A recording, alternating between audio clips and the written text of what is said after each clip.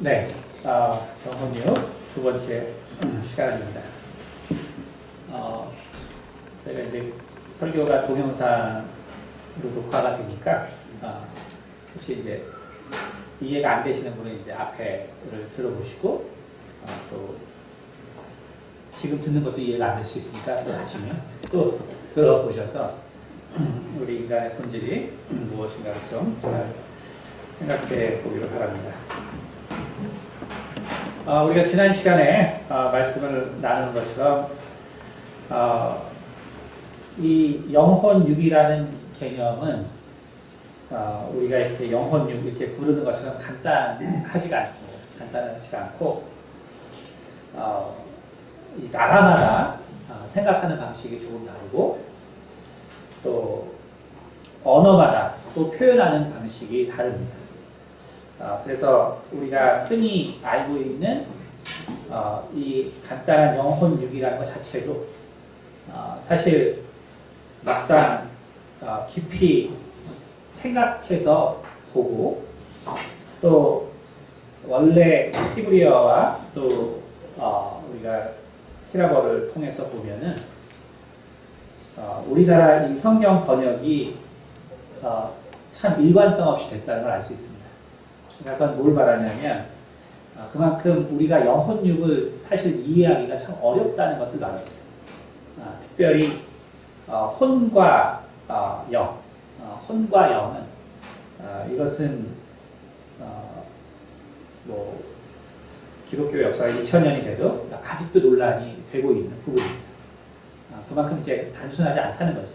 네, 그래서 우리가 그래서 가능한 이제 이 의미를 우리가 원어에 맞게 보고 또 생각을 하면 그러면 우리가 지난 시간에도 잠깐 언급했지만 마틴 루터의 그 영혼 불멸 사상의 부인 이런 것들이 왜 나올 수밖에 없었나 이러한 내용을 조금이라도 이제 이해를 할 수가 있습니다. 그래서 그 지난 시간에 말씀드린 것처럼 인간에게 있어서 지난 시간의 핵심은 뭐냐면 결국 인간에게 있어서 핵심은 혼이라는 것이죠. 인간에게 있어서 핵심은 혼. 그런데 이제 우리 성경에서는 그것을 영혼이라고 표현하고 있습니다. 그러니까 다시 말해서 이 그리스 말로 푸뉴마라는 영은 우리나라에서는 웬만하면 영으로 되어 있어요. 그러나 뭐 그렇지 않은 구절도 있지만 웬만하면 영으로 되어 있고 그리고 이제 우리가 흔히 사이코라고 하는 그래서 이 그리스 어는 그것은 영혼으로 되어 있습니다. 영혼으로 되어 있는데 우리나라 말로는 그런데 이제 이것이 사실 혼이죠. 푸시카라고 하는 이 그리스어가 사실은 이제 우리가 흔히 혼이라고 하는 건데 우리나라 성경에는 영혼이라고 되어 있습니다. 그러니까 이제 여러분이 그렇기 때문에 우리나라의 어떤 사고에서는 동양적 사고 예전에도 제가 한번 설교했지만 그 신명이 가라면서 설교했지만 동양적 사고에서는 이게 이제 이론론적 사고를 가지고 있어요. 동양은 이론론적 사고를 가지고 있기 때문에 뭐 영이나 혼이나 육이나 그러니까 이것이 그냥 하나라는 개념이 동양은 되게 강하거든요. 하나라는 동양은 이렇게 신성이 되는 거예요. 신성. 그러니까 이 육체를 가진 사람이 이제 영생까지 하는 것이죠. 이게 이제 동양적 개념이거든요. 그러니까 동양적 개념이 이렇기 때문에 동양은 영과 그 다음에 혼의 분리에 대한 개념이 잘 없습니다. 그래서 우리 성경에서도 그래서 항상 영혼이라고 표현되어 있습니다. 영혼이라고 표현되어 있기 때문에 결국 거기서부터 이제 동양 사람들이 오해가 시작되죠. 그래서 영혼은 그래서 이제 혼과 비슷하다고 생각하고 그래서 이제 그 혼은 마음이라고 생각했어요. 그러다 보니까 어떻게 되냐면 하나님을 믿는 것에 있어서 결국은 그 모든 하나님의 것을 인간의 이해로 봐요. 인간의 이해. 근데 이제 영과는 이제 다른 것이죠. 그럼 어쨌든 우리 성경도 그래서 이 영혼이라고 이렇게 표현되어 있는 게 실제로는 이제 혼입니다.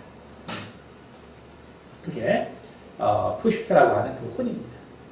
근데 이제 그 혼은 결국 뭐였냐 하면은 인간의 이제 생각인 것이죠. 인간의 생각.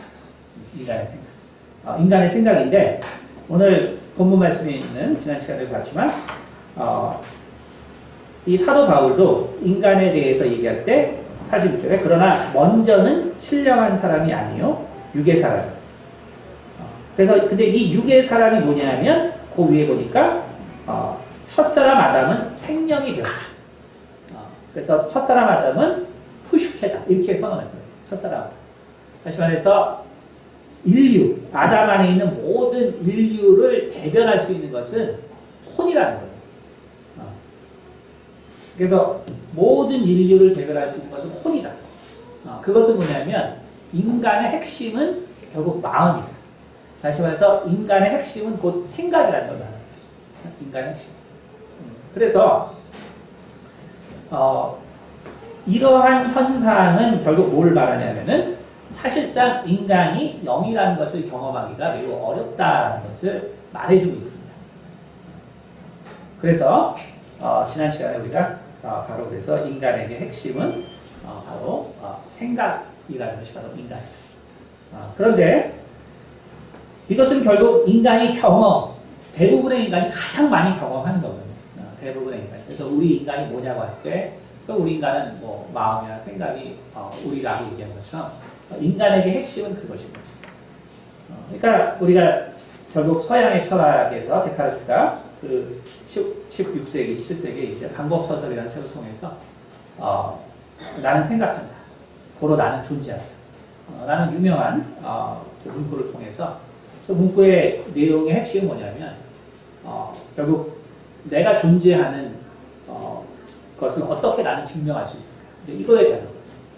그래서 이제 몇 단계 쭉 거쳐서 그 마지막 단계 마지막으로 사단이 나를 속여서 내가 나인지를 모르게 한다고 할 때 그때도 나는 존재한다고 볼 수 있고 나는 생존한다고 볼 수 있다 라고 할 때 그래도 내가 생각이 있기 때문에 사단이 나를 속일 수 있는 것이다. 다시 말하면 내가 생각이 없다면 결국 사단이 나를 속일 수가 없을 것이다. 그렇기 때문에 인간의 존재 증명은 바로 인식입니다. 다시 말해서 생각하는 데 있다. 그게 이제 방법 소설에 나온 중요한 이제 내용이죠. 다시 말하면 결국 이 서양 철학도 역시 인간에 대해서 규정할 때 인간은 생각이다라고 규정한다. 그래서 우리 인간을 대표할 수 있는 것이 뭐냐면 결국 마음이요, 그 생각이라는 것이죠. 이것을 이제 체계적으로 발전시킨 사람이 결국 임마누엘 칸트죠. 그래서 순수 이성 비판에서 결국 인간은 네 가지에 대해서 결국 인간의 이성에 대해서 얘기하지만 인간은 과연 무엇을 알 수 있는가? 인간은 무엇을 알 수 있는가? 그게 이제 인간의 철학에 대한 그 질문이고, 그 다음에 인간은 무엇을 해야 도덕에 대한 질문이죠. 그 다음에 인간은 무엇을 희망해야 종교에 대한 질문. 이것을 통해서 어떻게 세계인이 될 수 있는가. 이거였는데 결국 칸트도 역시 그의 철학에 있어서 인간이 무엇인가를 얘기할 때 결국은 인간은 형이상, 철학과 결국 도덕과 종교에 대해서 결국은 유기적으로 생각하고 그것을 적용시키는 존재라고 했다. 그래서 우리가 순수 이성 비판이라는 것 자체가 인간이 생각한다는 것이 정말 무엇인가를 얘기합니다. 다시 말하면 역시 칸트 역시 인간이라는 것은 결국 생각이라는 것을 말합니다. 나라는 것은 결국 무엇이냐? 결국 생각하는 존재라는 것이죠. 그런데 이제 이러한 그 서양 철학이 2000년 전에, 그렇죠? 2000년 전에 다시 말하면 기원전 500여 년경에 이미 석가모니는 이거를 통찰했단 말이에요. 이미 이것을 통찰하고 인간은 바로 오온이라는 그것이 오온이라는 것으로 구성되어 있다. 그러니까 나라고 하는 것은 오온인데 이것은 이 세상에 있을 때 잠시 존재하는 생각을 말합니다. 이것은 이 세상에 존재할 때 잠시 있는 생각을 그러니까 결국 인간에게 있어서 결국 인간이라는 것은 인간을 깊이 생각하고 깊이 연구하고 탐구해도 결국 인간의 본질은 결국 생각이다. 결국 마음이다. 근데 결국 이것이 역시 하나님이 그렇게 만들었기 때문에 그런 것이죠. 그러니까 하나님이 그렇게 만들었기 때문에 결국 인간이 결국 경험하는 것도 그거예요. 그러니까 오늘 다시 한번 고린도서 15장 45절에 기록된 바 첫사람 아담은 생명이 되었다. 이 생명이 바로 히브리 말의 네페시고 결국 네페시라는 것은 결국은 혼을 말하는 거예요. 결국 혼이라는 것은 뭐냐면 바로 사람을 말하기도 하고 또 사람의 특성을 말하기도 하고 또 인간의 어떤 행위를 대변할 때도 쓰기도 하고 또 생명을 대변할 때도 쓰기도 하고 그래서 결국 성경 역시 성경 역시 인간을 얘기할 때 아담이 영이라고 얘기하고 있지 않다는 거예요. 아담이 영이라고 얘기하고 있지 않고 아담의 실체는 결국 생각이다 라고 얘기하고 있는 것입니다. 그렇기 때문에 아무리 뛰어난 사람이 어떻게 생각해도 하나님이 결국 아담의 존재의 규정을 생각이라고 해놨기 때문에 결국 인간이 깨닫는 것도 결국은 똑같은 것을 깨달을 수밖에 없는 거죠. 깨달을 수밖에 없는 거죠. 그래서 우리는 인간이라는 것이 바로 그렇게 생각하는 존재이기 때문에 그렇기 때문에 우리는 이미 제가 항상 말씀드리지만 이 사도 요한 그는 정말 영적인 자이면서 아주 천재적인 자라고 제가 항상 강조하지만 그래서 바로 사도 요한은 예수님을 말씀이라고 이야기합니다. 왜? 인간의 본질은 생각이에요. 인간의 본질은 생각이 있기 때문에 결국 하나님이 인간을 변화시키기 위해서 올 때는 결국 말씀으로 오시는 거예요. 말씀으로 오시는 거죠. 왜냐하면 인간의 생각의 본질은 결국 말이 있기 때문에. 그러니까 그것을 사도 요한은 통찰하고 있습니다. 다른 사도들은 그렇게 얘기하고 있지 않습니다. 그러나 사도 요한은 그것을 통찰했어요. 왜냐하면 인간의 본성을 통찰하고 인간의 본성은 바로 생각하는 존재입니다.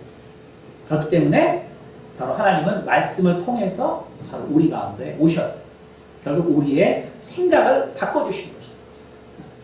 그렇기 때문에 우리의 신앙의 시작도 그렇고 또 우리의 성장도 그렇고 결국 그 모든 것은 우리가 하나님의 말씀을 결국 온전히 아는 데 있습니다. 하나님의 말씀을 온전히 아는. 그렇기 때문에 여러분의 삶 가운데 혹 어렵고 힘들고 또 정말 당황하고 짜증나는 일이 있다면 그 이유는 매우 단순한 데 있어요. 그것은 바로 여러분이 하루에 성경을 얼마나 읽는가를 바라보면 됩니다. 그러니까 하나님 말씀에 조명되지 않는 삶은 반드시 문제를 가져옵니다. 그러니까 우리가 아무리 전도를 하고 또 아무리 교제를 하고 뭐 아무리 말로 뭘 많이 한다 할지라도 내가 따로 정말 하나님의 말씀을 읽는 시간을 꼭 가져요. 꼭 가져요. 하나님의 말씀. 그렇지 않으면 우리의 혼은 반드시 이 육체로 말미암아서 문제를 경험하게 되어 있습니다. 그래서 꼭 하나님의 말씀을 우리가 읽어야 하는 것입니다. 그래서 우리가 이러한 우리의 혼의 존재를 결국 사도 요한이 통찰해서 결국 하나님이 말씀으로 오셨다는 것을 이야기해 주고 있는데 그러면 인간은 그러면은 이 혼에 대한 것으로 그러면 끝이냐? 그러니까 인간은 어쨌든 핵심은 혼이기 때문에 우리가 우리의 결국 생각을 잘 조절해야 돼요. 그런데 예수님께서 이 땅에 오신 후에 요한복음 3장 6절에 이게 요한이 그것을 통찰하고 있는데 바로 육으로 난 것은 육이요 영으로 난 것은 영이다라고 말했죠. 거기서 이제 앞에 영으로 난 것, 그거는 푸뉴마는 거기서 대문자를 써서 성령을 말하고 그 다음에 뒤에 푸뉴마는 그냥 영입니다. 그런데 예수님께서 오시고 나서 이제 우리에게 영에 대해서 처음으로 가르쳐 주세요. 처음으로 영에 대해서. 우리가 이 성령과 영에 대해서 그 전에 그 전부터 이제 연결된 설교이기 때문에 여러분이 이제 시간이 되시면 성령과 영도 실체적으로 좀 들어보시면 도움이 됩니다. 그러니까 예수님께서 오셔서 비로소 이제 인간이 영에 대해서 알게 됩니다. 그러니까 그 전에 그리고 지금도 영에 대해서는 이 과학이라는 것이 도저히 알아낼 수 있는 방법이 없습니다. 영에 대해서. 그러니까 지금 뇌인지 과학이 발달해서 뇌인지 과학의 결론도 뭐냐면 인간에게 자유의지는 없다는 겁니다. 인간에게 자유의지가 없다는 건 뭐냐면 결국 영이라는 것은 존재하지 않는다는 거예요. 결국 인간이라는 것은 이 육체 그리고 이 육체에 뇌가 있고 그 뇌에 전자기장의 상호작용이 결국 생각이거든요. 그러니까 인간은 결국 생각의 덩어리다. 그러니까 결국은 서양이나 동양이나 인간에 대해서 규정할 때 그것이 과학적으로 증명됐을 때 인간의 모든 본성은 결국 생각이라는 것이죠. 그런데 예수님께서는 이 땅에 오셔서 인간이 영적 존재가 그런데 돼야 된다고 말씀해 주고 있어요. 그런데 인간이 영적 존재가 돼야 된다.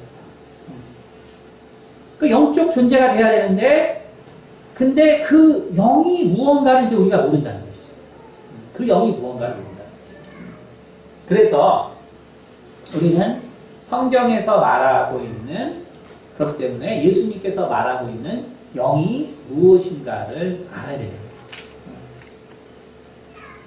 우리가 보통 가장 잘못 알고 있는 영에 대한 개념이 뭐냐면 바로 영이 사는 곳도 역시 이 세상이라고 생각합니다.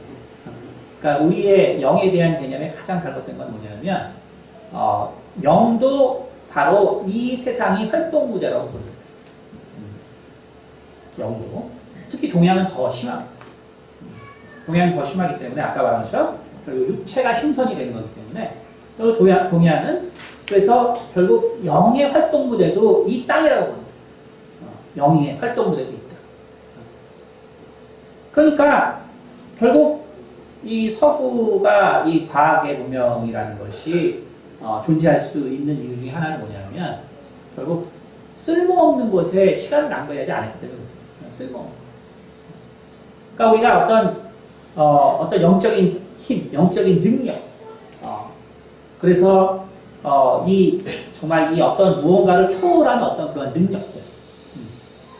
그래서 그 세계, 다시 말해서 그 영적 존재의 활동 장소도 이 땅으로 보고 있는 거예요. 이것이 우리가 가장 영에 대해서 잘못 이해하고 있는 가장 큰 원인이고, 그 다음에 우리가 바로 영적인 미혹을 받고 그리고 영적으로 패배하는 이유도 뭐냐면 바로 이 세계가 바로 영이 활동하는 장소라고 보는 거예요. 그것이 가장 큰 패배의 원인입니다. 근데 인간의 생각은 그렇게 돼 있어요, 원래. 그래서 우리가 이 헬라어로 기록된 이제 우리가 신약을 쭉 보면은 귀신이라는 그 번역된 우리나라 말로는 귀신이라고 번역된 단어가 있습니다. 이제 그 다이몬이라는 말이죠, 다이몬. 근데 그 다이몬은 성경을 대조를 해보면은 푸뉴마, 곧 영하고 섞었어요. 다시 말하면 이 다이몬, 그리스 사람들의 생각인 다이몬을 보면 그게 결국 모든 나라가 그렇게 생각하는 걸 알 수 있어요. 그러니까 다이몬이라는 건 뭐냐면 원래는 그 지식이라는 말입니다. 지식, 알다라는 말. 거기서 더 광범위한 그 단어의 어근은 알다. 그리고 지식이라는 말입니다. 그리고 그리스 사람들은 그 다이몬을 어떤 말로 쓰냐면은 동양하고 되게 비슷해요. 실은 그 집안의 수호자예요. 집안의 수호자. 근데 집안의 수호자인데 그 중에도 누구냐 하면은 보통 영웅. 어떤 집안의 영웅도 있죠. 원래 이제 여러분이 그리스 신화를 보면 알겠지만 그리스 신화는 바로 신이 인간의 형상을, 인간의 모습을 가지고 있거든요. 그러니까 그와 같이 다이몬이라는 것은 그리스 사람들에게 있어서도 인간보다 뛰어난 존재예요. 초월적 존재. 초월적 존재. 그런데 인간을 도와주는 실은 집안 사람이에요. 집안 사람. 그러니까 사실은 동양도 마찬가지죠. 뭐 여러분 뭐 동남아시아 가고 중국 사람들 많은 곳 가보면 꼭 산당이 있죠. 그렇죠? 조그만 산당들이 다 있어요. 그렇죠? 그게 뭐냐면 조상 귀신을 모셔주는 곳이죠. 거기는 이제 보통 4대까지 모셔요. 4대.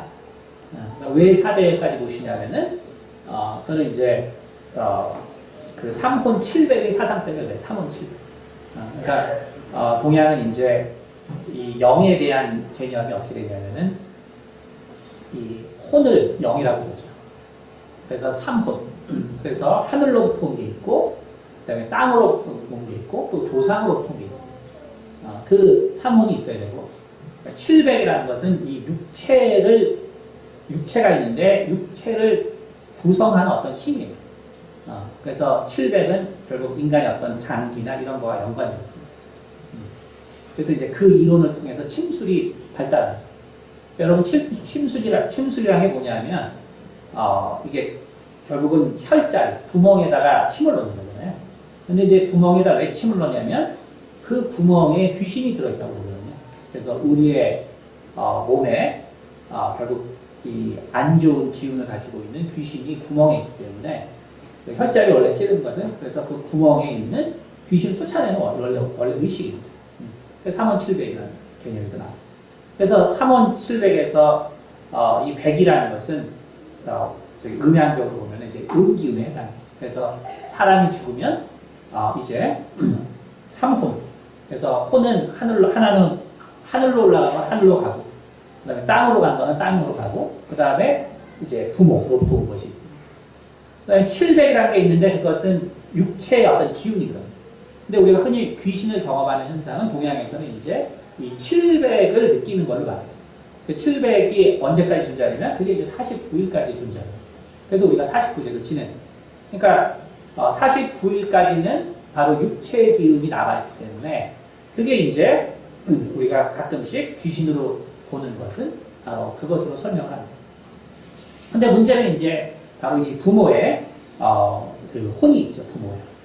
그러니까 그 부모의 혼이 결국 이 그리스에서 보면은 그게 바로 다이몬입니다. 다이몬. 그래서 바로 집안을 지켜주는 영이죠. 근데 그거는 이제 초월적인 능력이 있다고 봐요. 인간보다. 그래서 우리도 뭔가를 잘하면 귀신같이 잘한다라고 하겠죠. 그러니까 뭐냐면 뛰어나다는 의미. 그러니까 동양이나 서양이나 그 개념은 비슷합니다. 아주 유사해요.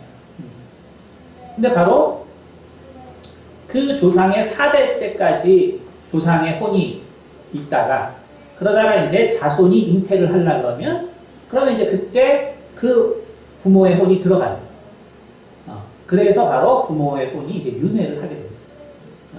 이제 그렇기 때문에 동양에서는 꼭 이렇게 사당이 어디 가나 있는 거예요. 왜냐하면 부모가 다시 들어와야 되거든요. 부모의 혼. 그래서 이제 윤회를 돕기 위해서.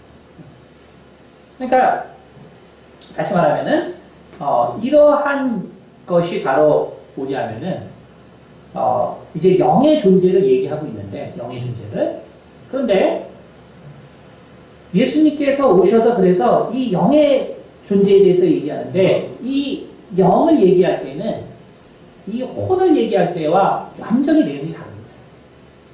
내용이 좀 어렵죠? 네, 주무시는 분들 계십니다. 지금은 내용이 좀 어려워도 나중에 이제 여러분이 이제 신앙생활 좀 오래 하다 보면 이제 필요한 날이 있어요. 지금은 좀 어려워서. 네. 그러니까 예수님께서 이제 영에 대해서 얘기를 하는데, 근데 아까도 말한 것처럼, 근데 그 그 영은 이 세상이 활동 무대가 근데 아니에요. 일단 이 세상의 활동 무대가 아닙니다. 그래서 우리가 한번 여기 한번 보면 고린도전서 15장의 35절에 제가 한번 봉독해 보겠습니다. 누가 묻기를 죽은 자들이 어떻게 다시 살아나며 어떠한 몸으로 오느냐 하리니 어리석은 자여 내가 뿌리는 씨가 죽지 않으면 살아나지 못하겠고 또 내가 뿌리는 것은 장래의 형체를 뿌리는 것이 아니요 다만 밀이나 다른 것의 알맹이 뿐이로되 하나님이 그 뜻대로 그에게 형체를 주시되 각 종자에게 그 형체를 주시느니라. 육체는 다 같은 육체가 아니니 하나는 사람의 육체요 하나는 짐승의 육체요 하나는 새 육체요 하나는 물고기의 육체라. 하늘에 속한 형체도 있고 땅에 속한 형체도 있으나 하늘에 속한 것의 영광이 따로 있고 땅에 속한 것의 영광이 따로 있습니다. 해의 영광이 다르고 달의 영광이 다르며 별의 영광도 다른데 별과 별의 영광이 다르다. 죽은 자의 부활도 그와 같으니 썩을 것으로 심고 썩지 아니할 것으로 다시 살아나며 욕된 것으로 심고 영광스러운 것으로 다시 살아나며 악한 것으로 심고 강한 것으로 다시 살아나며 육의 몸으로 심고 신령한 몸으로 다시 살아나니 육의 몸이 있은즉 또 영의 몸도 있느니라. 아멘. 자, 그러니까 뭐냐면 우리가 아주 분명히 알아야 할 것은 뭐냐면 인간의 영의 활동 장소는 이 땅이 아니라는 거예요. 그것을 아주 분명히 인식을 해야 합니다.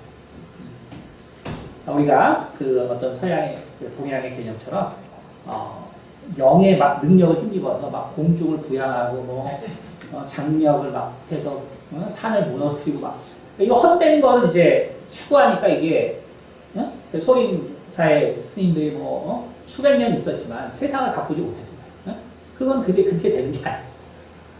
그건 그렇게 될 수 있는 일이 아니에요. 왜냐하면 인간의 핵심은 혼이기 때문에 생각에 있는 것이지 영의 그걸 갖다 해가지고 내가 막 어떤 뛰어난 존재가 아닙니다.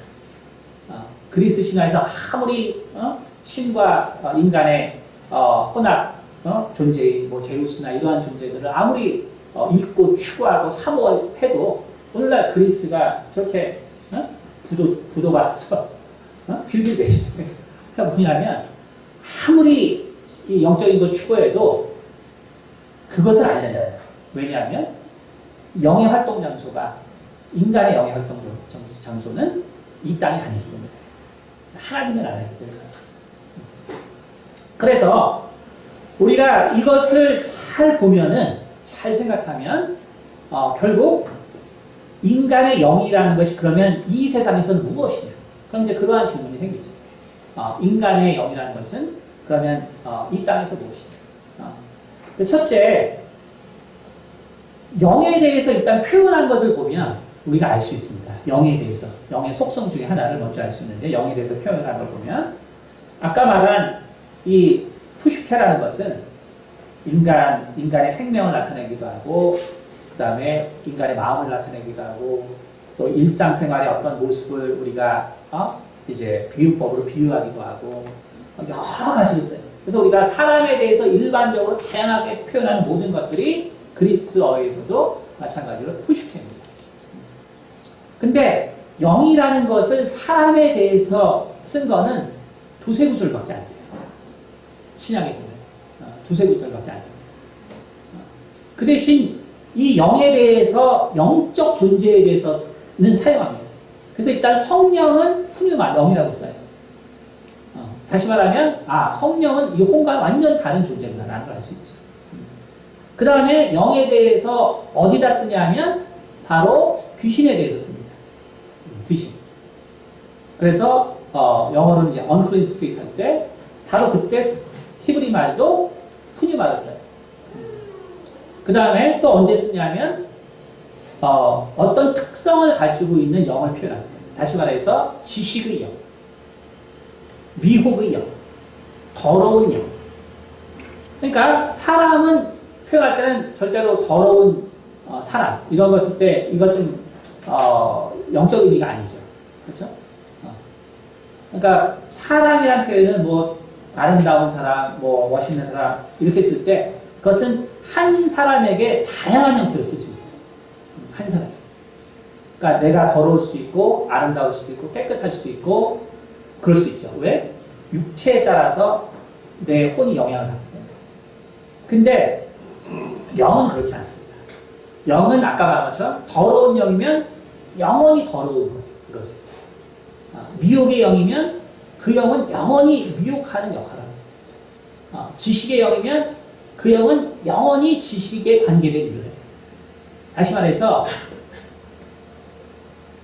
우리가 심령이 가난한 말하는 것처럼 영이라는 것은 결국 믿음과 행함이 일치하는 존재이기 때문에 그렇다는 거죠. 영이라는 존재는 믿음과 행함이 일치하는 존재. 그러니까 영이라는 것은 생각과 행동이 그냥 일치하는 거예요. 인간은 혼과 육이 있어서 다르지만 영이라는 존재는 그렇지 않아요. 그냥 영의 바로 그 존재와 생각이 일치되어 있습니다. 그래서 푸뉴마라는 말을 쓸 때는 어떤 변화되는 속성을 표현할 때 쓰지 않아요. 푸뉴마는 오직 변하지 않는 속성, 변하지 않는 어떤 실체, 거기에다가 씁니다. 근데 바로 이 인간에 대해서 푸뉴마를 쓴 게 뭐냐면 사도행전 7장에 스데반이 죽을 때 그때 썼더라고요. 우리 한번 볼까요? 우리 보면은 사도행전 7장에 보겠습니다. 근데 이제 보면 이제 얼마큼 이게 어려운 말인가를 여러분이 알 수 있습니다. 7장 50절을 보면 그들이 돌로 스데반을 치니 스데반이 부르짖어 이르되 주 예수여 내 영혼을 받으시옵소서 하고. 근데 이제 이거를 봐도 이게 영혼육이라는 게 얼마나 어려운 걸 알아요. 왜냐하면 여기서 영혼은 푸뉴마거든요. 근데 우리나라 성경에서 일반적으로 푸슈케를 영혼이라고 썼는데 여기서는 푸뉴마인데도 영이라고 안 쓰고 영혼이라고 썼어요. 그건 다시 말해서 뭐냐면 신학적으로도 영혼육은 알기 어렵다는 거예요. 여전히 알기 어렵다. 그래서 우리가 어쨌든 영적인 경험이 필요하고 또 많은 공부가 필요하고. 그래서 여러분이 영혼육을 이걸 뭐 아는 얘기를 하지가 아니고 실제로 이거를 본질적으로 알려고 하면 사실 끝도 없이 어려운 이야기에서 그러니까 나중에 여러분들이 이거를 정리하고 필요해서 쓸 날이 있어요. 지금 좀 어려우시겠지만 그러니까 뭐냐면 주 예수여 내 영을 받으시옵소서거든요. 원래 내 영을 받으시옵소서. 그러니까 이게 사람에 대해서 쓰는 일은 거의 없어요. 왜냐하면 사람은 생각하는 존재고 계속 변하기 때문에. 그러니까 스데반이 마지막에 내 영을 받으시옵소서는 불교로 말하면 이게 열반을 하게 돼요. 열반의 순간이거든요. 그러니까 본질이 바뀌게 돼요. 본질이 바뀌게 돼요. 그러니까 내 영을 받으시옵소서는 뭐냐면 이제 스데반은 영원히 예수님에 대한 사랑과 믿음을 영원히 바꾸지 않는 존재가 되었다는 걸 말해요. 영원히 하나님만을 사랑하는 존재. 근데 우리 혼이 하나님을 사랑하는 것은 예수님 뭐라 그랬죠? 예수님이 친히 사람의 마음속에 무엇이 있는 것을 알기 때문에 그들을 의지하지 않았다라고 하죠. 그렇죠? 그래서 여우도 보금자리 있고 새도 머리 둘 곳이 있지만 인자는 그럴 곳이 없다 그랬거든요. 왜냐하면 친히 사람의 마음에 뭐가 있는지 알거든요. 그러니까 사람은 아무리 예수님 내가 당신을 사랑합니다 해도 그건 혼의 고백에 들어요. 혼의. 왜냐하면 10년 있다 바뀌지. 내가 지금 아무리 우리 젊을 때 수천 명씩 모여서 자 하나님 앞에 평생 헌신하고 죽을 각오가 된 사람이 일어섰어요. 2, 3천 명 다 일어섰어요. 그 중에 정말 10년 후에 믿는 사람 별로 없어요. 인간의 고백은 아무 의미가 없어요. 근데 영의 고백은 다르단 말이에요. 영은 한번 그것이 정해지면 영원히 그렇게 됩니다. 그러니까 스데반이 정말 주여 예수여 내 영을 받으시옵소서 라고 할 때는 이제 나는 영원히 당신을 사랑하고 나는 이제 영원히 당신의 것입니다 라는 고백이 사실 거기 들어있어요. 그러니까 영이라는 것은 그래서 변하지 않는 속성을 가지고 있다는 걸 알 수 있어요. 영은 변하지 않는 속성을 가지고 있어요. 그런데 그러면 그 변하지 않는 영을 그렇다면 우리가 어떻게 정말 접하느냐. 내 영이 내 안에 있단 말이에요. 근데 내가 이 영을 어떻게 접하느냐. 우리가 지난 시간에 또 몇 번 본 것처럼 바로 내 영은 혼을 통해서. 근데 그 혼은 마음을 통해서. 바로 결국 내 혼과 접하게 되고 그래서 내 영과 접하게 되는 거죠. 그래서 성경의 많은 구절에 바로 내 마음이 슬프면 결국 내 영도 슬픕니다. 그러니까 내 마음이 기쁘면 내 영도 기쁩니다. 근데 여기서 이제 아주 재미있는 현상이 있어요. 뭐냐면 아까 분명히 영은 변하지 않는다 그랬는데 왜 성경은 내 마음이 슬픈데 영도 슬프고 내 마음이 기쁜데 왜 영도 기쁠까? 왜 영이 이렇게 변할까? 분명히 영은 변하지 않는다 그랬죠? 변하지 않는 속성을 하는데 왜 변할까? 거기에 바로 완전체 영이 있고 인간과 같은 불완전체 영이 있어서 그것을 여러분이 이해하셔야 됩니다. 그리고 이것을 알아야 영의 세상에 대해서 여러분이 조심해야 된다는 걸 알 수 있어요. 인간이 많이 헷갈리는 게 뭐냐면 이 완전체 영과 바로 불완전체인 영을 혼돈하는 데 있습니다. 혼돈하는 데 있습니다. 불완전체 영이라는 건 뭐냐면 바로 우리의 영을 말해요. 우리의 영은 우리의 영의 활동 장소가 하늘나라입니다. 이 땅이 아니에요. 오늘 본 말씀처럼 우리는 결국은 욕된 걸로 심지만 영광스러운 것으로 하나님께서 부활시켜 주실 겁니다. 내가 지금은 아주 욕된 모습이에요. 아주 욕된 모습. 내가 우리 뭐 외모부터 시작해서 내 성격부터 시작해서 내가 되게 싫어. 그렇죠? 욕된 모습이야. 나도 나를 용납하죠. 아주 욕된 모습이지만 그러나 하나님께서 정말 영광의 모습으로 변화시켜 줄 거예요. 다시 말하면 내 영의 활동 장소는 여기가 아니라 하나님의 나라예요. 하나님. 그런데 인간이 오해하는 건 뭐냐면 하늘에서 오는 완전체의 영을 보고 오해합니다. 하늘에서 오는 완전체예요. 그러니까 성경에 보면은 결국 야곱이 싸웠던 천사, 아브라함에게 나타났던 천사, 심판하는 이 애굽의 모든 장자를 죽인 천사, 이 완전체의 영들을 봤거든요.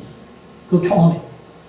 그러니까 완전체의 영을 보고 경험했고, 그리고 인간도 바로 영이 있다라고 생각하기 때문에 결국 인간은 그러한 혼돈과 착각을 가진 거예요. 그러한 혼돈과 착각.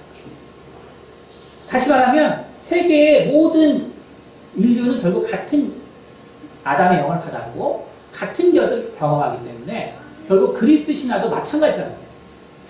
그리스 신화가 결국 보여준 건 뭐냐면 결국 완전체의 영에 대한 경험이 있기 때문에 결국 인간도 어떻게 하면 그렇게 될 줄 아는 거예요. 다시 말하면 인간은 불완전체의 영인데 완전체의 영을 보고 그렇게 되려고 하는 거예요.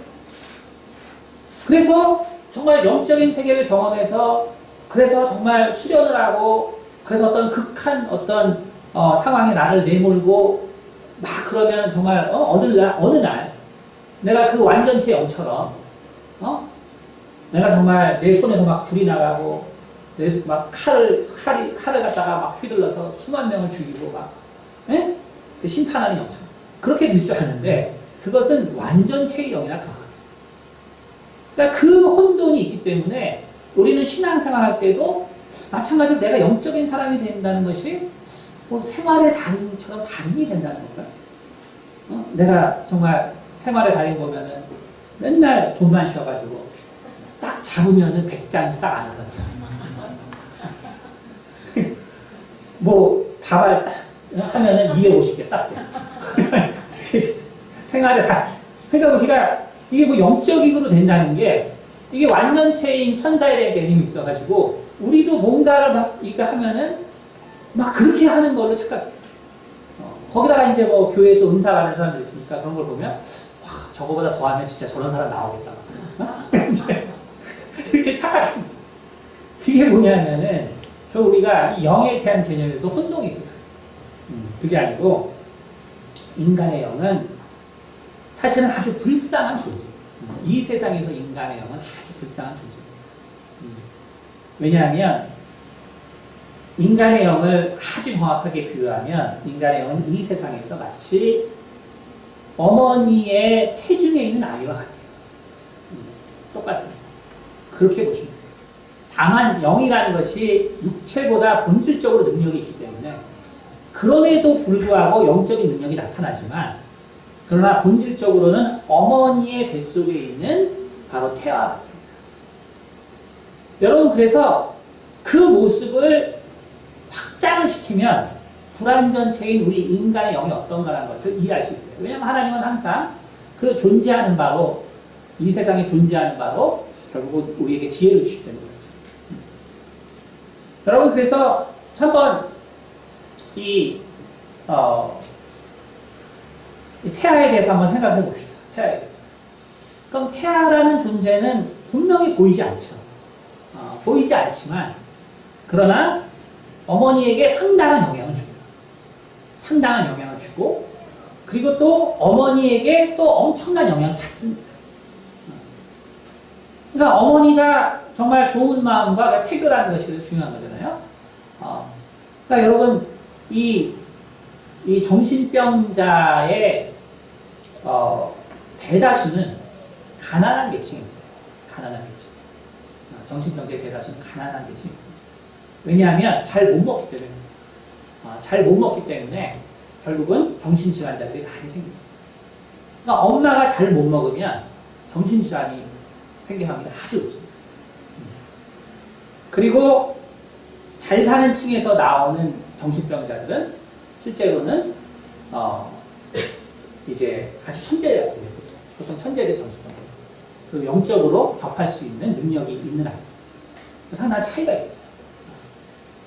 근데 그와 같이 바로 태아는 바로 어머니에게 영향을 받고 근데 그 태아도 어머니에게 영향을 줍니다.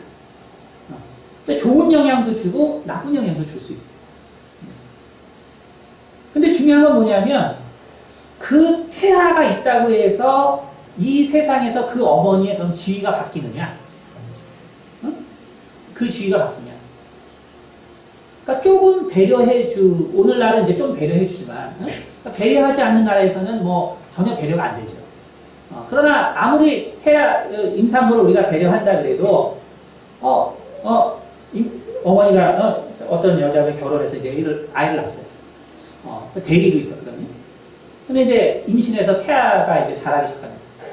그렇다고 대리였다가 과장으로 승진 안 시켜요. 그렇죠? 과장이었다고 차장으로 승진 안 시켜요. 그러니까 다시 말하면 여러분 우리가 영적인 능력이 생기면 그래서 내가 세상에서 뭔가 바뀔 것 같은데 그거 그렇지 않아요. 그게 큰 착각이라는 거예요. 우리가 많이 뭐 생각하냐면 교회에서 우리가 영의 사람이 되고 영성을 갖고 영적인 사람이 되고 승리하고 막 하니까 막 영성을 가진 사람이 되면 막 차장, 대리, 막 이사, 막 상무 전부 되지 않는데 전혀 그렇지 않아요. 전혀 그렇지 않습니다. 우리가 아이를 잉태했다고 승리시켜주지 않잖아요. 전혀 그렇지 않아요. 그러나 그 어머니는 거기서 많은 삶의 변화를 겪죠. 그 아이를 통해서 부모의 사랑도 깨닫고 또 그걸 통해서 또 하나님의 어떤 사랑도 깨닫고 개인적으로 많은 걸 깨닫죠. 마찬가지로 우리가 영의 사람이 되면서 하나님에 대해서 많이 깨달을 수 있는 거예요. 하나님에 대해서 많이 깨달을 수 있지만 그러나 그렇다고 해서 세상에서 막 초능력자가 되는 게 아니라 왜냐하면 우리 불완전체인 인간의 영은 이 땅에서는 바로 나의 영광스러운 모습을 위해서 잉태돼 가고 있는 과정이기 때문에 그래서 결국은 이 내 영도 내가 그래서 이 영과 접촉하는 방법이 뭐냐면 나의 생각이란 말이에요. 나의 마음. 그렇기 때문에 내 마음을 가지고 결국 영이 교육이 되는 거예요. 그래서 완전체인 영은 한 번 심판을 작정하면 끝까지 심판을 할 수 있지만 불완전체인 영은 아직 완전체가 되지 못했기 때문에 내 마음의 영향을 계속 받는 거란 말이에요. 불완전체가. 왜? 형성되고 있어요. 얼마나 영향을 받나가 성경에 나와 있는데 한번 마가복음 9장 보겠습니다. 마가복음 9장. 마가복음 9장 보면은 이렇게 나와 있습니다. 9장. 제가 한번 22절부터 읽겠습니다. 귀신이 그를 죽이려고 불과 불에 자주 던졌나이다. 그러나 무엇을 하실 수 있거든 우리를 불쌍히 여기사 도와주소서. 예수께서 이르시되 할 수 있거든이 무슨 말이냐. 믿는 자에게는 능히 하지 못할 일이 없느니라 하시니 곧 그 아이의 아버지가 소리를 질러 이르되 내가 믿나이다. 나의 믿음 없는 것을 도와주소서 하더라. 예수께서 무리가 달려와 모이는 것을 보시고 그 더러운 귀신을 꾸짖어 이르시되 말 못하고 못 듣는 귀신아 내가 네게 명하노니 그 아이에게서 나오고 다시 들어가지 말라 하시매 귀신이 소리 지르며 아이로 심히 경련을 일으키게 하고 나가니 그 아이가 죽는 것 같이 되어 많은 사람이 말하기를 죽었다 하나. 그렇죠? 이렇게 얘기한다. 근데 여기 보면은 여기서 앞에 귀신이라고 썼을 때는 아까 말한 것처럼 다이몬을 썼어요. 근데 여기 이 귀신이 25절에 뭐라고 해야 되냐면 예수께서 무리가 달려와 보이는 것을 보시고 그 더러운 귀신을 꾸짖어 이르시되 말 못하고 못 듣는 귀신아. 그쵸? 말 못하고 못 듣는 귀신아. 그 다음에 그 앞에 그 더러운 귀신을 꾸짖어. 그래서 귀신아 라고 할 때는 다이몬을 썼고 그 더러운 귀신 라고 얘기할 때는 푸뉴마를 썼어요. 그러니까 다시 말하면 다이몬과 푸뉴마, 그러니까 귀신의 속성은 한 번 정해지면 정해지기 때문에 바로 이 영을 썼다. 영이라는 표현. 그러니까 스테반이 아까 내 영을 받아 주소서 할 때 스테반은 영원히 하나님을 사랑하는 영이 됐지만 그러나 하나님을 모르는 이 영은 말 못하고 바로 못 듣는 영이 됐단 말이에요. 근데 한번 생각하면은 참 재미있는 게 뭐냐면 영이라는 것은 원래 듣고 말하고가 필요가 없는 존재예요. 원래 우리가 심령이라는 하나 다시 들어보세요. 일리가 있으니까. 원래 영이라는 거는 듣거나 말할 필요가 없어요. 왜냐하면 영적 분별이 있고 투시가 있기 때문에. 그러니까 영이라는 건 원래 이런 속성이 없는데 왜 이 영은 말 못하고 그 다음에 못 듣는 이런 영이라고 표현합니다. 여러분 그래서 이 구절을 볼 때 우리는 다른 것보다 내 영이 이와 같이 불쌍할 수 있다는 걸 알아야 돼요. 내 영이 이와 같이 불쌍해. 여러분 우리가 태국에서 코끼리 쇼를 보면은 알죠. 그 큰 코끼리가 정말 채찍 한번 땅바닥에 치면 무서워서 그냥 그대로 고정 서 있다는 거예요. 왜냐하면 어릴 때부터 그렇게 교육을 하기 때문에 자기의 능력이 엄청난데도 자기는 그 능력이 없다고 생각해요. 아무리 몸이 커져도 어릴 때부터 그렇게 교육시키면 그 코끼리는 자기에게 있는 능력을 알지 못해요. 이게 얼마나 영에게도 심각하냐 하면 영이라는 것은 말 못하고 못 듣고 할 이유가 없어요. 그런데 이 영은 결국 그 육체에 있을 때 그 육체의 주인이 바로 그런 문제가 있었거든요. 말을 못하고, 그러니까 원래는, 벙어리는, 원래는 딴 게 아니고 못 듣는 거예요. 그러니까 유전적. 그러니까 이 경우는 태어날 때부터 결국은 못 듣는 아이였죠. 태어날 때. 그러니까 태어날 때부터 못 들었기 때문에, 못 듣기 때문에 말을 못 하거든요. 그러니까 뒤에 이제 병이 나서 못 듣는 사람은 말을 하지만, 그러나 태어나면서 또 못 듣는 사람은 말을 못 해요. 그러니까 이 상태로 있다가 죽어버립니다. 그러니까 그 영은 그 육체에 있을 때 계속해서 정말 그 마음이 가지고 있다. 보지 못하고 듣지 못하는, 그래서 세상을 느끼지 못하는 그 어떤 절망과 좌절감과 이게 계속적으로 그 혼에 영향을 줬기 때문에 결국 그 영이 나중에 규정돼서 그 육체를 벗어났는데도 그 성질을 벗어나지 못해요. 그 성질을 벗어나지 못해요. 그러니까 그 영의 어떠한 능력을 발휘할 수 없어요. 그렇기 때문에 우리는 우리의 영이라는 것이 얼마나 불쌍한 존재라는 걸 알아요. 내 영이 얼마나 불쌍한가. 내 영이 얼마나 불쌍해졌습니다. 그러니까 내가 이 세상에서 정말 항상 내 삶이 괴롭고 답답하고 정말 힘들고 막 그러면 정말 막 그러면 우리 교회분들은 이제 부부싸움 많이 합니다. 그럼 죽어도 부부싸움하는 귀신이 되는 거예요. 평생 살면서 이게 이제 싸워가지고 이게 남는 거예요. 남는 거. 이게 너무 불쌍하잖아요. 내 영이 너무 불쌍하죠. 내 영에 정말 너무 아름다운 그런 모습이 있는데 내 영혼이 살아야 되는 내 영이 그렇다고 할 때 얼마나 이게 불쌍해요. 너무너무 불쌍해요. 근데 분명히 성경이 얘기하거든요. 이 불완전체인 영은 결국 내 마음이 슬프면 내 영도 슬퍼. 내 마음이 기쁘면 내 영도 기뻐.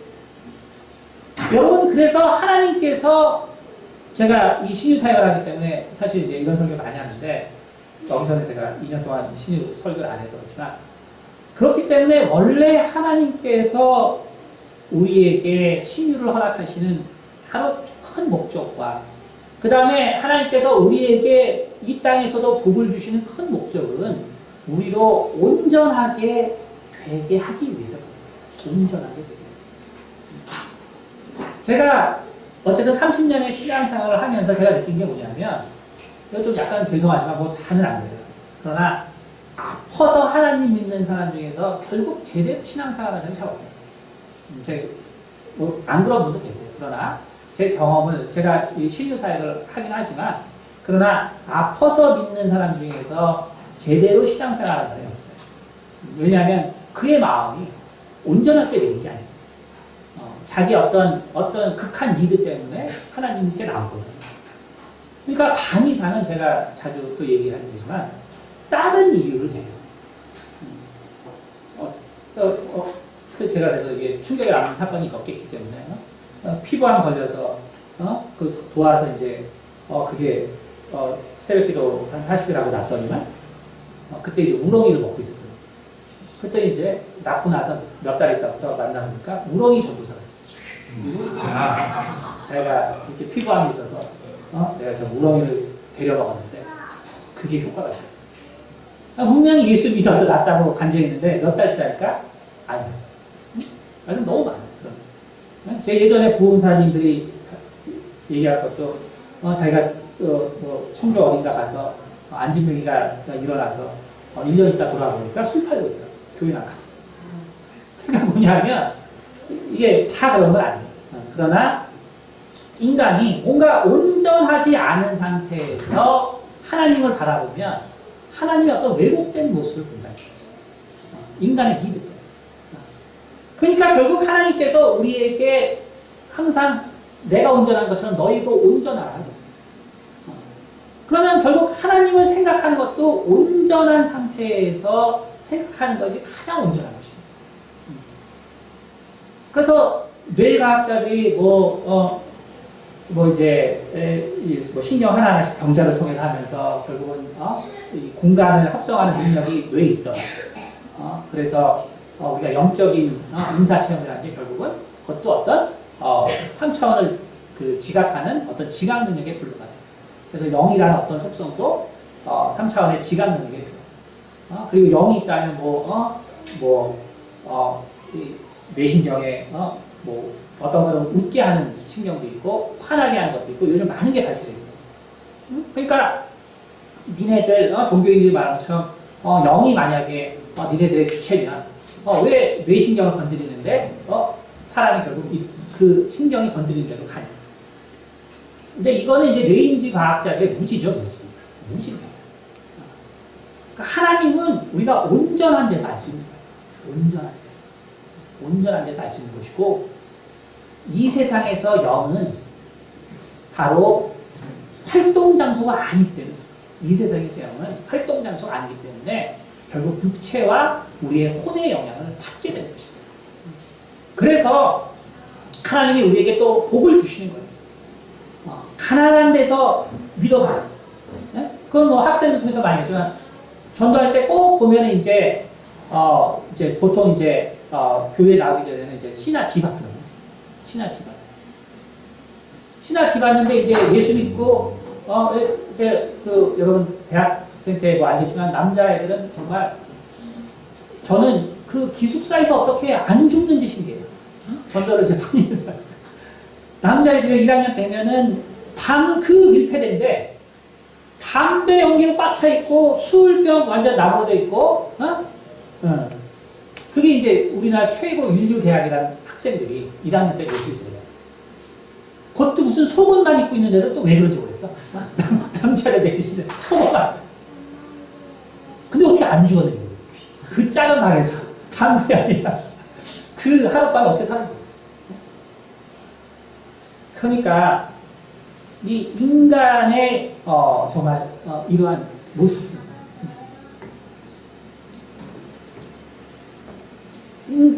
제가 예를 들다가 까먹었어요. 학자. 맞아요, 학자. 그래서 이제 그러니까 이제 애들이 어때요? 안 그런 애들도 많으니까, 자기 학교 다닐 때 맨날 정규 1등이었는데 갑자기 막 과에서 꼴등한다는 거. 충격받지.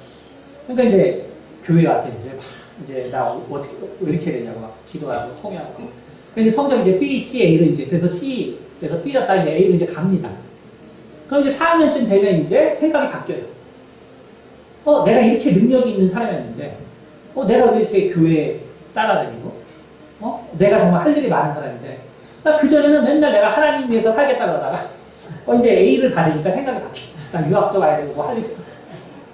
그러니까 이게 뭔가 온전하지 못할 때 사람이 믿으면 이게 안 되더라고요. 그래서 결국 잘 믿는 사람을 보면은 진짜 온전할 때 믿는 사람, 사실은 정말 뭔가가 온전해요. 그래서 하나님께서 우리에게 내 삶을 온전해지기 위해서 내게 건강도 주시고 복도 주시는 이유는 바로 그래야지 내 마음이 건전해지고 건강해지고 그래서 하나님의 말씀을 온전히 알게 되고 그래서 내 영이 바로 온전해지게 되는 것입니다. 여러분 영이라는 게 얼마나 힘이 없냐면 저는 석가모니의 능엄경을 보면 알 수 있습니다. 능엄경 제일 10장에 보면은 그게 50변마장에 대한 이야기. 간혹 제가 말씀드리지만 50변마장은 결국 이렇게 영적인 정말 이 수련을 할 때 물론 석가는 영적인 세계를 보기 위해서 한 것이 아니라 인간의 존재가 무언가를 위해서 수련을 했지만 결국 영적인 세계를 접하는데 그 영적인 세계에 대해서 석가의 정의는 뭐냐면 그 영적인 세계도 환상이다. 환영이라는 거예요. 환영. 그것도 환영이다. 그래서 그런 영적인 접근이 수련 가운데 올 때 그것을 환영이라고 물리칠 수 있는 그 이론이에요. 그게 50변마죠. 그게 뭐냐면 결국 내 생각이라는 거죠. 내 생각을 주장하면 영적인 세계와의 접촉도 단절할 수 있다. 근데 이게 아주 중요한 것입니다. 이게 석가모니가 말했지만 아주 중요해요. 왜냐하면 뭘 얘기해 주냐면 결국 영이라는 것은 내 생각의 지배를 받는다는 거예요. 이 세상에서. 이 땅에서. 이 땅에서는 내 생각의 지배를 받는다는 거죠. 다시 말해서 내가 이단에 넘어가는 것은 그래서 어떤 영적인 힘 때문에 넘어가는 것이 아니라 바로 내 생각과 내 마음 때문에 내 생각과 내 마음이 그 이단적인 생각을 받아들였기 때문에 그 생각을 바로 이끄는 그런 영적인 존재에 사로잡혀. 그래서 우리가 무엇을 결국 알아야 되냐면 바로 영이라는 것은 이 땅에서 그래서 불안 전체인 우리 인간의 영은 매우 연약하고 그래서 영에 따른 교류가 우선적이지 않아요. 그게 바로 하나님이 우리 인간을 지켜주는 방법이에요. 그것을 이해하셔야 돼요. 여러분 사람이라는 존재가 얼마나 대단한 존재예요. 영적 존재예요. 그렇죠? 그 다음에 귀신이라는 존재. 그렇게 해서 어떤 능력을 발휘하기 시작하면 우리 인간이 그걸 견뎌내기가 되게 힘들어요. 왜? 그걸 꾸준히 그런 성질을 나타내는 거예요. 그러니까 술 먹다 죽은 귀신 들어오면 자기가 어떻게든 술 먹게 되는 것이고, 정말 그러한, 그래서 연쇄살인범에서 기도해볼 때 제가 항상 말했지만 항상 귀신이 잡고 있거든요. 그럼 인간이 어떻게 할 수가 없어요. 인간이 어떻게 할 수가 없어요. 그런데 중요한 거는 내 영은, 내 혼이 사실은 컨트롤하는 거예요. 이 세상에서. 이 세상에서. 그렇기 때문에 바로 나보다 더 능력 있는 영이 있더라도 내 생각이 온전하면 그것과의 교류가 없을 수 있어요. 근데 결국 이 세상에 영적인 문제는 왜 생기냐면 이러한 것을 모르고 이제 수련하고 가는 거죠.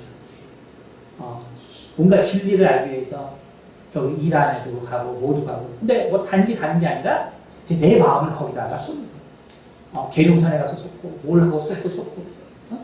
근데 이제 요즘 애들은 또 뭐예요? 일본에서 하던 거지만 분신상. 그래서 이것은 이 쓰는 영적인 현상, 이거는 어느 나라에나 있는 현상이에요, 사실. 왜냐하면 하나님께서 율법을 써줬고 또 고레스왕 때도 벽에 글씨, 손이 나타서 글을 써줬거든요. 그러니까 영이 인간과 교류하는 방법 중에 하나예요, 사실. 성경에. 그러니까 애들이 분신삼아 이거 하다가 미친 애들이 있거든요. 그러니까 뭐냐 하면 영의 세계에는 우리 혼이 지배하고 있는데 내가 내 생각이 그것을 오픈해버리면은 우리는 내가 감당할 수 없는 귀신의 경험을 할 수가 있어요. 그래서 우리가 이러한 것을 아주 분명하게 알아야 돼요. 그러나 반대로 아무리 마귀라 할지라도 내 마음이 바로 하나님 앞에서 바로 선다면 그렇다면은 마귀라고 할지라도 나에게 뭐 어떻게 할 수가 없어요. 마귀라고 하죠. 그래서 예수님께서 베드로에게 사단이 내 마음 가운데 가득하다. 결국 사단의 생각이 있을 때 우리에게 문제가 되는 것이지 우리의 생각이 하나님과 함께 한다면 우리가 영적으로 두려워할 게 하나도 없어요. 저는 그런 사실을 알기 때문에 공포영화를 되게 잘 봐요. 그리고 무서운 다큐멘터리를 잘 봅니다. 왜냐하면 저는 분석하기 때문에. 분석해야 돼요. 사람들의 생각이 왜 저럴까. 근데 결국은 사람들이 근데 뭐 무서운 영화 보고 뭐 하고 뭐 귀신이 따라다닐 것 같고 뭐 어디 이상한데 뭐 이렇게 또 산 같은 데 잘못 가고 막 귀신이 붙는다 그래서 그거는 다 그런 생각을 받아들일 때 그리고 그런 생각에 내가 나를 지키지 못할 때 그렇게 됩니다. 그러나 내 영은 이 땅에 있을 때는 내 혼의 영향을 받아요. 그렇기 때문에 내가 하나님의 말씀을 얼마나 잘 아는 것이 중요한가를 여러분이 알아야 돼요. 그래서 우리가 오늘 여기까지 말씀드리고 다음 주에는 다음번에 할 때는 제가 이제 그렇다면 성령과 영의 관계. 그래서 왜 성령이라는 것이 성경에서는 정말 우리 영과 영을 얘기할 때 사실 영을 얘기하지 않아요. 오직 성령에 대해서만 얘기하고 우리에 대해서 얘기해요. 왜 그렇게 될 수밖에 없는 거예요. 그래서 우리가 다음 시간에는 이제 그거로 보도록 하겠습니다. 기도하겠습니다. 은혜가 많으신 아버지 감사합니다. 우리가 비록 내용이 어렵지만 영혼육에 대하여 우리가 하나님 말씀을 참으로 살펴봅니다. 우리가 이것을 통하여서 정말 나의 영이 어떻게 하나님 앞에 정말 온전히 설 수 있으며 또한 내가 참으로 영의 사람, 내가 참으로 영으로 사는 사람이 되는 것이 과연 무엇을 의미하는가를 아버지여 다시 한번 깊이 생각할 수 있도록 도와주시옵소서. 참으로 우리의 마음이 결국 우리의 영을 키우는 것이기 때문에 주님, 우리 성도들은 항상 하나님의 말씀을 사모하고 하나님의 말씀을 묵상할 수 있도록 도와주시옵소서. 감사드리며 살아계신 주 예수 그리스도를 받들어 기도드렸습니다.